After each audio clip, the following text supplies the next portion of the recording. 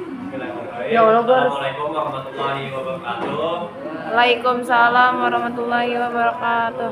Selamat pagi, salam sejahtera. Di sini saya Syaula Rashid ingin menjelaskan sedikit tentang fenomena evolusi.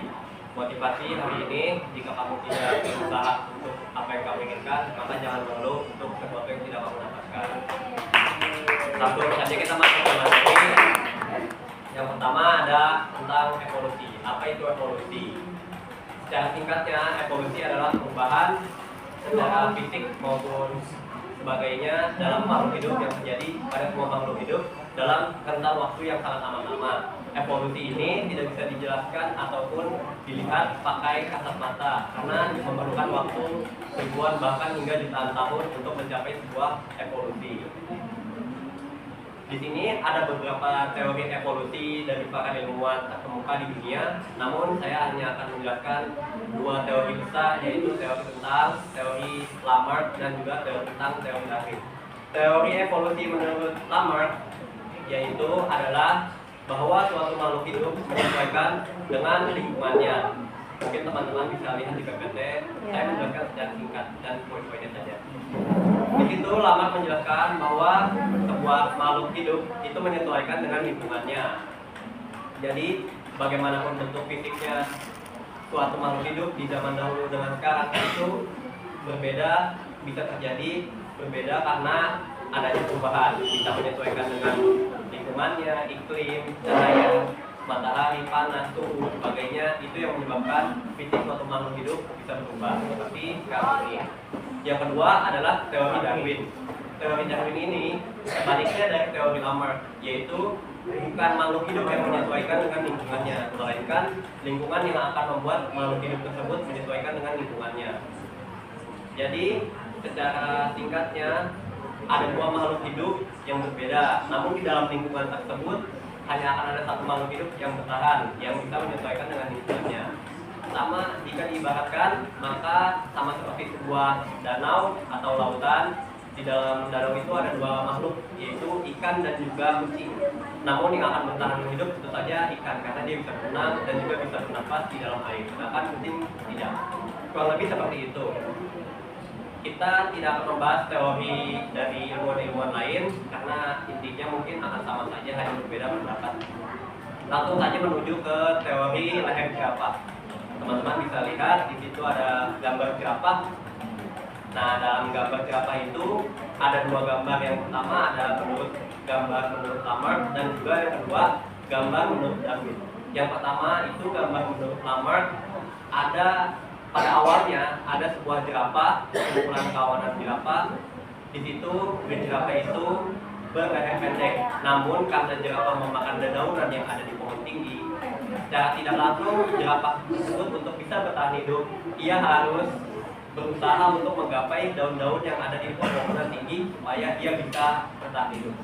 Lama-kelamaan, secara bertahun-tahun, puluhan tahun, ratusan bahkan jutaan tahun, jerapah mengalami evolusi di bagian lehernya, yaitu jerapah lehernya menjadi panjang karena menyesuaikan dengan tingginya suatu pohon yang akan dia makan. Makanya jerapah yang kita lihat saat ini memiliki leher panjang. Itu menurut teori Lamarck. Yang kedua menurut teori Darwin. Dalam teori Darwin ini ada sekumpulan jerapah. Dalam sekumpulan jerapah itu ada jerapah pendek dan juga ada jerapah yang berleher panjang. Dalam teori Darwin, seperti yang tadi saya sudah bilang, ya yang menyesuaikan adalah lingkungannya kepada makhluk hidup tersebut. Jadi ada sekumpulan jerapah di situ. Nah, ketika makanannya tinggi, pohonnya tinggi, jerapah tersebut yang berleher tinggi akan bisa memakan dedaunan yang ada di pepohonan tinggi. Melainkan, namun jerapah yang memiliki leher pendek, ia tidak akan bisa memakan dedaunan di pohon tinggi dan akhirnya akan mati. Sehingga jerapah yang kita lihat saat ini hanya jerapah yang berleher tinggi. Sehingga karena leher yang jerapah pendek sudah punah semua. Itu menurut Darwin. Dalam dua teori ini ada gagasan dan juga pendapat yang berbeda. Sampai saat ini belum terbukti teori mana yang benar, apakah teori Darwin ataukah teori Lamarck. Namun yang bisa kita percaya adalah dua teori ini memiliki bukti-bukti, argumen yang berdasarkan fakta dan juga penelitian. Sampai saat ini masih diteliti kebenarannya yang mana, itu masih diteliti. Jadi tidak bisa memastikan suatu teori itu benar atau tidak karena belum diteliti lebih lanjut. Oke, kita lanjut ke bukti-bukti adanya evolusi. Yang pertama adanya fosil. Fosil jelas menjelaskan kepada kita ketika kita pergi ke museum itu kita melihat tulang-tulang dari suatu makhluk hidup berbeda dengan tulang-tulang seperti di saat ini makhluk hidupnya. Itu karena itu menjelaskan kepada kita bahwa evolusi itu memang benar-benar terjadi dan ada. Buktinya kerangka tulang makhluk hidup di zaman dahulu itu berbeda dengan kerangka makhluk hidup di zaman sekarang. Yang kedua adanya analogi dan homologi. Secara singkat mungkin analogi adalah suatu organ atau bagian tubuh yang memiliki fungsi sama namun bentuk awalnya berbeda.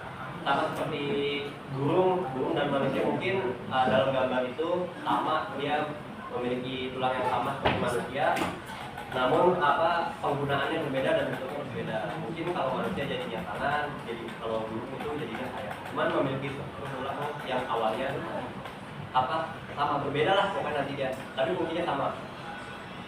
Dan juga ada mungkin yang evolusi yang dibantu oleh manusia seperti domestikasi. Di situ ada gambar semangka di zaman dahulu dan semangka di zaman sekarang itu menjadi berbeda. Semangka yang di zaman dahulu itu kayak durian, ya berduri segala macam banyak bijinya.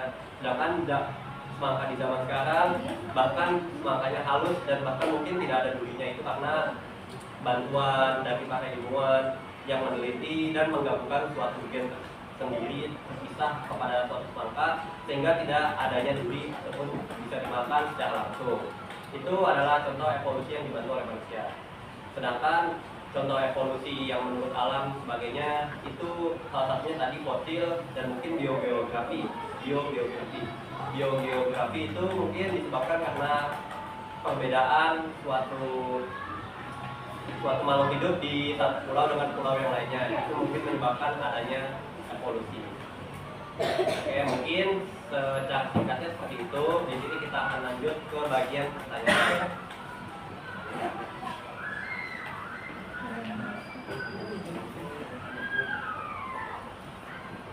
Oke, kita lanjut ke sesi pertanyaan. Pertanyaan yang pertama adalah apa itu evolusi menurut pendapatmu? Oke, silakan Naila. Evolusi adalah proses perubahan yang terjadi pada sebuah makhluk hidup dalam kurun waktu yang cukup lama. Ya, betul. Oke, kita lanjut ke pertanyaan yang kedua.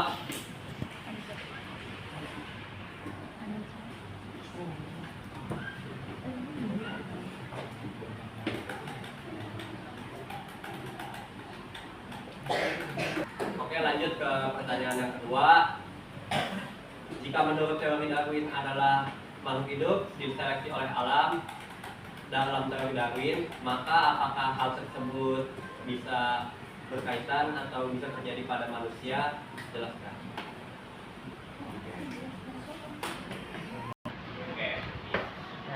Menurut saya teori dan seleksi alam berlaku untuk manusia karena varian yang lebih mampu bertahan hidup dan reproduksi di lingkungan tertentu akan lebih banyak diwariskan kepada generasi berikutnya.